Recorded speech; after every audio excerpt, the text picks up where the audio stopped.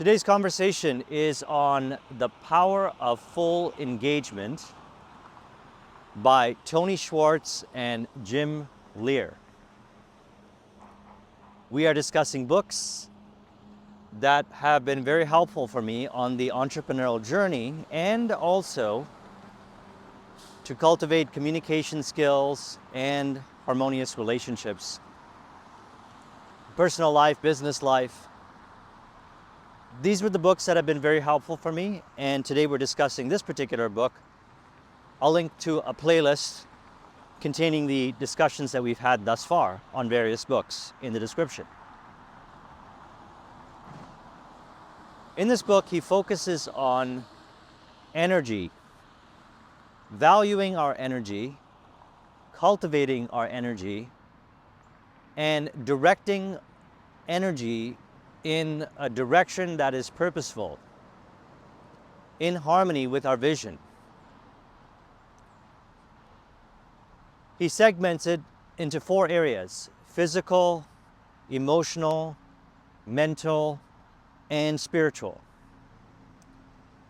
It is helpful to value all 4 of these areas so that we have a holistic, flow-based journey to actualizing our vision in a way where energy flows, where our attention goes, and our attention is on what is in harmony with our vision. Thus, our energy flows in that direction. Consider all 4 of these areas. Let's discuss how I have been applying it over the years. First is physical. So, applying this information, like with every book, is personal to each individual. I recommend building a relationship with the information in a way that you apply it to respect your style of doing things. So when I think of physical, some of the areas that I consider are my sleep, my nutrition, and also taking care of my body, which includes exercise, running. Now, when it comes to nutrition, I trust you'll go on the internet and find a lot of information with respect to nutrition, different styles of eating, and I recommend experimenting to see what works for you. For me, the litmus with respect to energy is how do I feel while I'm eating it and after I eat it, immediately after, and then throughout the day. And then I choose the foods accordingly. Same when it comes to sleep. I have found for myself that 7 to 8 hours of sleep per night is optimal. Some might prefer more, some might prefer less. The gauge is, how does that relate to my energy? Do I feel energized when I wake up in the morning, throughout the day? And also, what are the activities that I can do that can cultivate my energy? For example, snowboarding. A person may think that perhaps physical activities like snowboarding or going for a run may use up their energy. What I find is they actually cultivate my physical energy. I notice, for example, currently I run 4 days a week. And I vary this up. I may run 3 days a week depending on my goals and my schedule. Currently it's 4 days a week. So again, going back to what I mentioned earlier, choosing the activities and the frequency of the activities that are your style of cultivating and honoring your energy.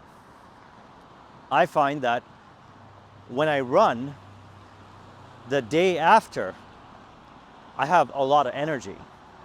if I don't run, I feel sluggish. Now again, it could be running for you, it could be doing some kind of cardio in a different way. Maybe riding a bike. And so what I did was I took note of these particular areas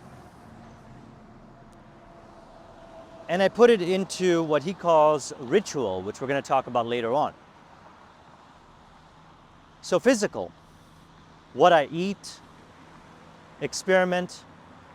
I could suggest some things to eat, although I found that different foods, different sizes of the meals, the frequency of the meals, and the times of day that you eat these meals vary from individual to individual. If we value physical aspects of our life, and we are aware of what contributes to our energy physically, then we can direct that energy that we cultivate towards a purposeful outcome. Thus, we may find then it is easier, while valuing the physical aspects of our life, to stay focused on the initiatives that are helpful to actualizing our vision. I remember when I was building my IT business, I took an analysis of the various tasks and projects and things that I was doing each day. And then I discovered that it was focusing on sales and marketing that was resulting in the growth of my business. And there were a bunch of activities that I was doing physically that I felt was draining my energy. What I realized was that was an indication of doing things that are not in harmony with my vision. So I stopped doing those things and focused more of my attention in the direction of sales and marketing. And then my business started to grow and continue to grow. I then turned it into a ritual, which we'll talk about later on, as mentioned, which is what he discusses in the book, creating these powerful rituals. Then we have emotional. So with respect to emotions, you are aware of what you emotionally relate to people, environment, circumstance, and information. So what I did was I choose to be involved with initiatives, be in environments such as this one, engage in wonderful relationships, engage in information where I feel energized. This is where we experience our energy cultivated. So what I did was I took an inventory again, like I did with physical. What are the relationships, kinds of relationships? What are the environments? What are attributes that make up these kind of environments? What is the information? What are the attributes that make up that kind of information? And I choose to engage deeply with those relationships, environments, and information. And what I noticed is throughout the day, I experience a consistent flow of energy directed towards my key initiatives.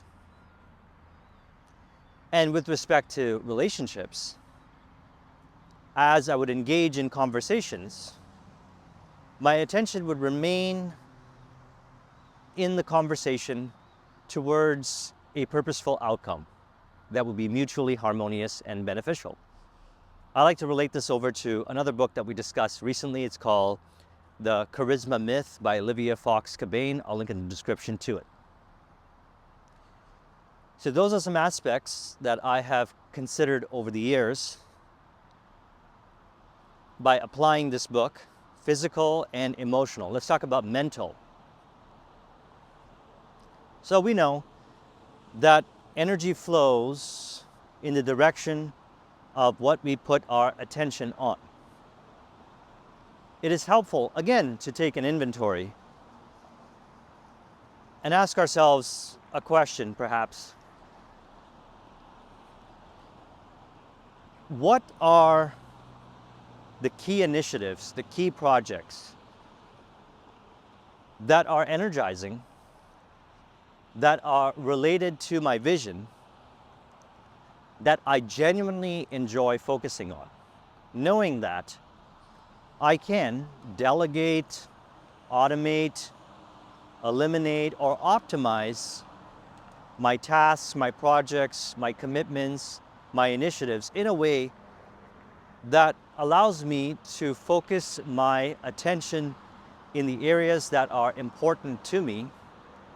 For example, when it came to cultivating communication skills, for me this involved more presentations that I did for prospective clients, more public speaking events,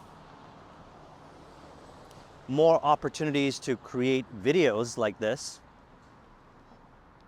and also more conversations. Now, this is what I found. This may be the same for you. This might not.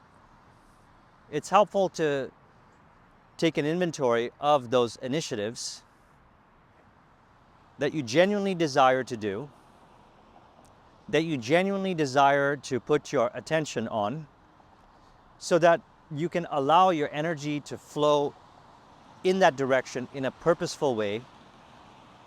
And I trust that you'll find that these areas also are very energizing. For me, for example, I feel very energized in conversations.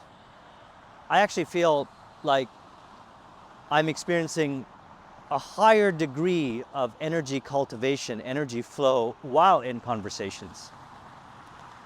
That's what I experience as well as I make these videos. So this is an example of something that I genuinely desire to do, that is considering the emotional and the physical aspect and the mental aspect of this book, what he talks about. And thus it's easy for me to be deeply engaged, fully engaged in this conversation while not experiencing my energy being draining, and also cultivating energy. I noticed this in public speaking. For example, recently I presented in Ruben Brooks' event, which I'll link in the description to that video. And many had emailed me and asked me, how is it that you flow so naturally while you speak publicly in front of an audience? I said, that to me is one of the things that I have found that is a core initiative in relation to my vision, as in it drives the business forward, but not in a force-based way, in a fun, joyous, flow-based way. And so I focus on it. Simply put, I do what I love to do. So we can be engaged from a state of flow, allowing our energy to flow in a direction that is in harmony with our vision. Then there's spiritual. Now I like to start with spiritual. And spiritual to me means considering self-realization, self-actualization, and self-transcendence. Although he doesn't talk about this in the book, I feel it will be helpful to discuss it for our conversation today. Self-realization is the realization of the self that transcends the beliefs, the limiting beliefs that restrict the flow of energy. Have you noticed that if perhaps once you were identified with a limiting belief, you felt the thing that you were doing was draining rather than energizing, the thing that you genuinely desire to do?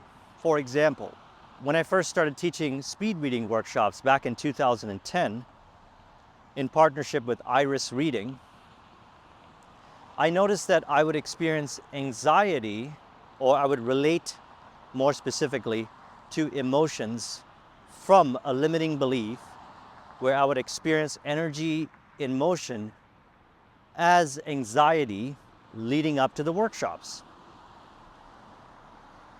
Then, upon releasing identification to that limiting belief that was restricting the flow of that powerful energy that I was looking to transmute to a service by teaching the workshops and benefiting my students greatly.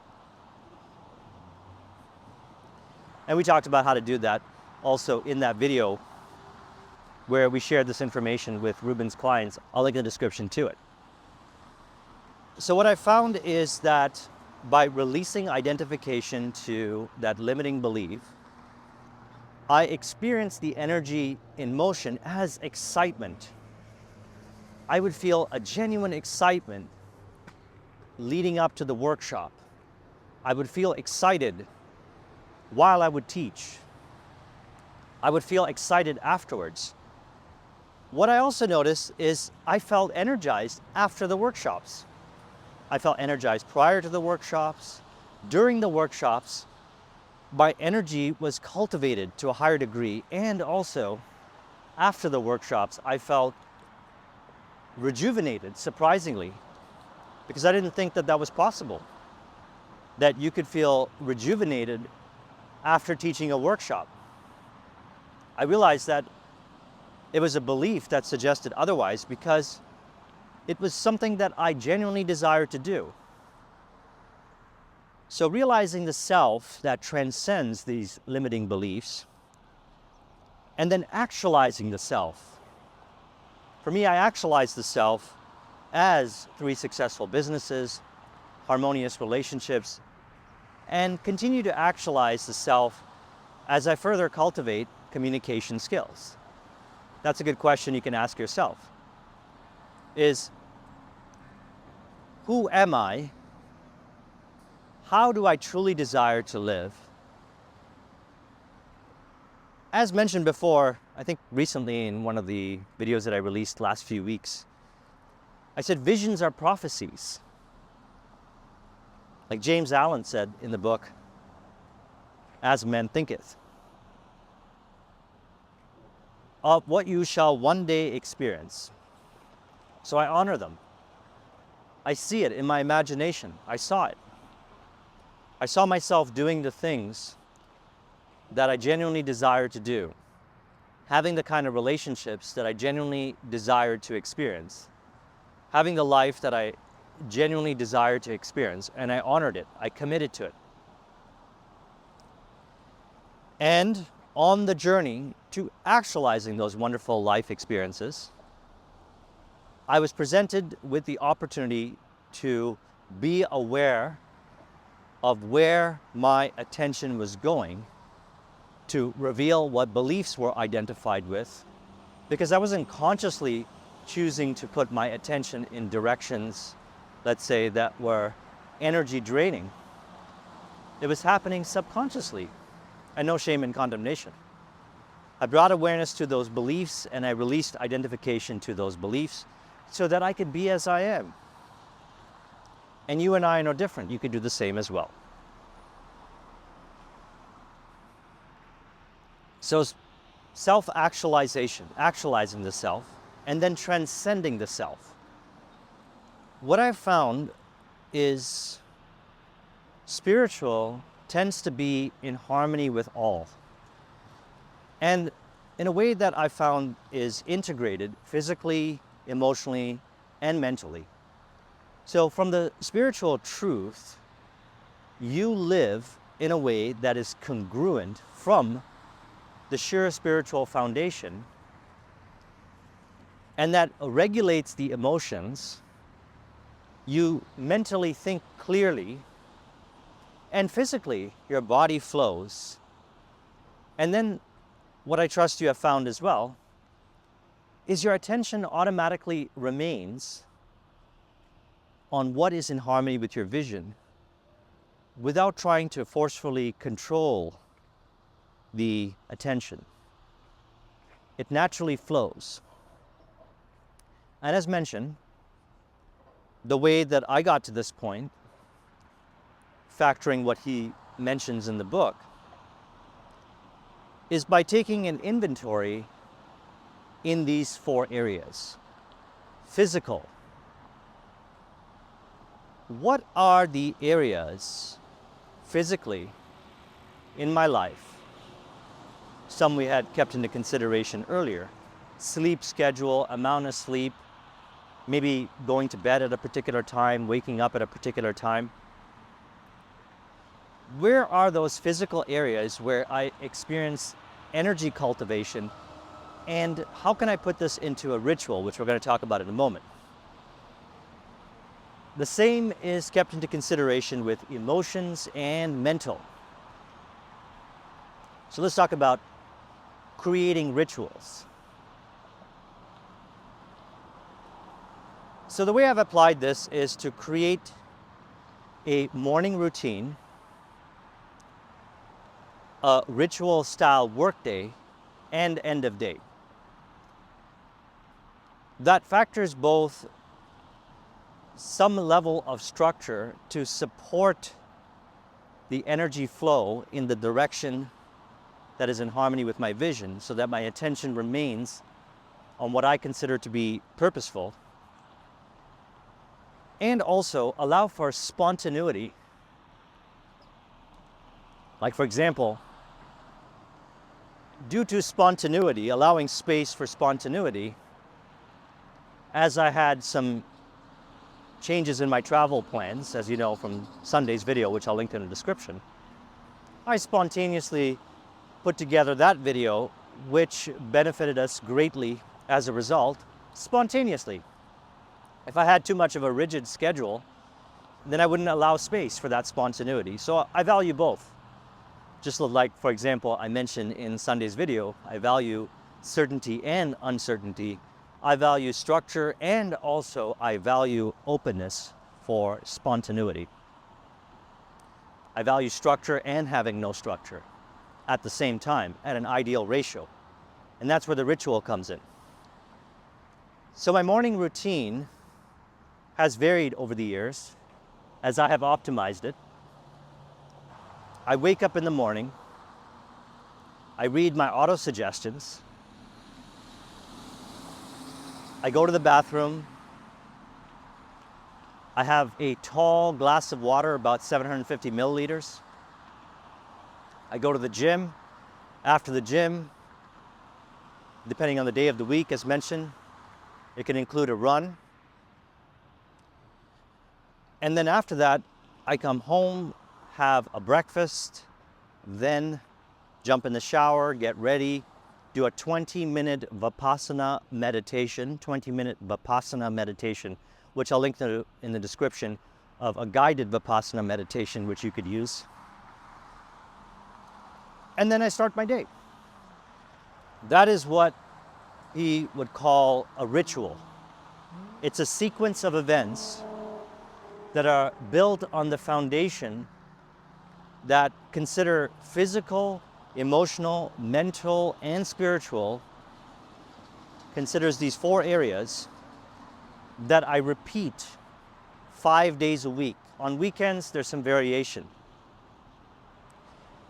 What happens is I feel energized.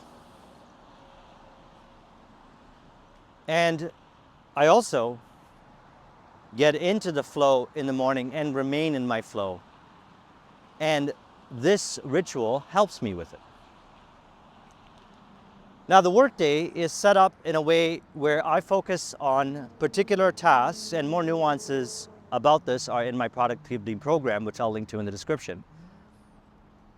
I focus on the high leverage initiatives that are flow-based, that are energizing, that I genuinely love to do, that are in harmony with my entrepreneurial vision, cultivating harmonious relationships, communication skills. I focus on those areas. I commit most of my attention to those areas, which can include sales presentations, one-on-one with clients, making content, training programs, mostly communication-based. And aside from a few other things, everything else is automated, delegated, eliminated, or optimized in a way to support focusing on these key areas that are energizing for me and also happen to be in harmony with my vision. Thus, my attention remains and my energy flows in the direction that is related to these initiatives. At the end of the day, I allow for spontaneity. Meet up with friends, go for a walk. I love going for a walk. I may go for a walk by myself. And during this walk, I don't think, but at times I may stop and do a little bit of self-talk, harmonious self-talk. And then I go to bed around 10 o'clock, sometimes 9 o'clock, and wake up and I do this again. And what this has done is, practically speaking, resulted in building 3 successful businesses, cultivating harmonious relationships, allowed space for wonderful life experiences. And at the end of the day, for example, I factor in rejuvenation. Thus, I notice that I have far more energy now, more than ever before, even more so than 20 years ago, before I came across this information, before I experienced what I'm sharing in this video here and articulated. So consider what I mentioned and discover your way of valuing physical, mental, emotional, and spiritual, and integrating them harmoniously in a way that allows you to cultivate your energy and allow your energy to flow in a direction where you consciously put your attention on, what you consciously choose to put your attention on. And as mentioned, a big takeaway for me is taking an inventory. I have no interest in committing to anything that I experience physically draining, emotionally draining, mentally draining. Because I know with certainty in relation to the spiritual purpose that being on purpose, flowing on purpose,